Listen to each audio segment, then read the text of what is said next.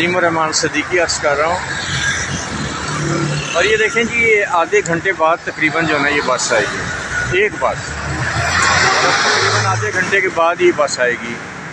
جوہر town میں کھڑا ہوا ہوں اور اس روڈ پہ جناب یہ صرف ایک بس آئی ہے تقریباً 25 منٹ یا آدھے گھنٹے کے بعد، اور زیادہ تر کیا ہیں جی یہ چنگچیاں چل رہی ہیں، یہ چنگچیاں یہ دیکھیں یہ چنگچیاں زیادہ تر چل رہی ہیں۔ اور آج سے کوئی 40-50 سال پہلے اسی طرح کی روڈز ہوتی تھیں، اور ہر چند منٹ کے بعد ویگنیں بسیں یعنی جو تھی نا جی پرائیویٹ ٹرانسپورٹ جو لوگ خود چلاتے تھے وہ آ جاتے تھے۔ اور اب یہ حال ہو گیا کسی روڈ پہ بھی کھڑے ہو کے چنگچیاں خوب آئیں گی، ٹھیک ہے نا جی۔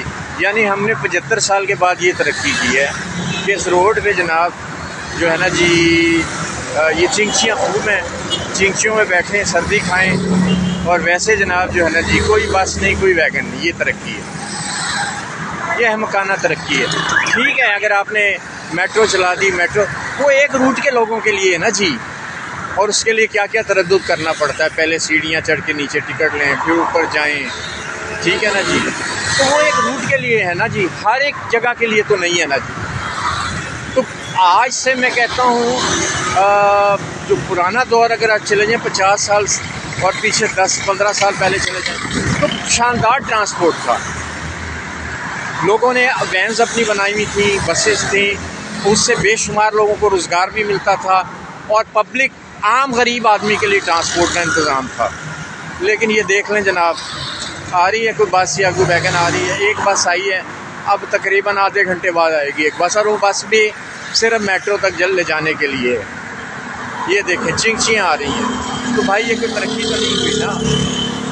اور جو اوپر لوگ منصوبے بناتے پتہ نہیں کیا سوچ سمجھ کے بناتے ہیں، میگا پروجیکٹ کس مقصد کے لیے بناتے ہیں؟ ٹرانسپورٹ تو رول گئے بیچارے لوگ نا جی، اس لیے اب جو بھی حکومت نہیں آئے وہ پرائیویٹ اجازت دے بسز کو اور ویگنز وغیرہ کو۔